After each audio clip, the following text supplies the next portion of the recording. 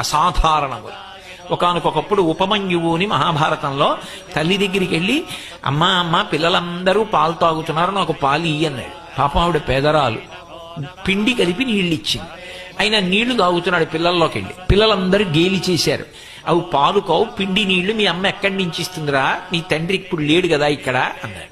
ఆయన పరిగెత్తుకు వెళ్ళి అడిగాడు, అమ్మ నాన్నగారు ఏరమ్మా, అవి పిండి నీళ్ళుట కదా, పాలు కావుట కదా అన్నాడు.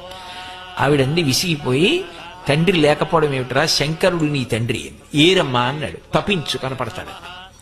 వెళ్ళి పిల్లవాడు పట్టుదలతో తపస్సు చేశాడు, ప్రత్యక్షమయ్యాడు బాలుడి భక్తికి. ఏం కావాలన్నాడు. పిల్లవాడు కదూ, పాలు కావాలన్నాడు. రే నేను శివుడిరా, పాల అడిగి ఇంకేం కావాలన్నాడు. నాకు పాలే కావాలన్నాడు. మరి పిల్లలతో మాట వచ్చింది కదా. ఆయన చూశాడు, పాలే కావాలా, నీకోసం పాల సముద్రాన్ని సృష్టిస్తున్నా అని క్షీర సముద్రాన్ని సృష్టించాడు. అది ఆయన శక్తి.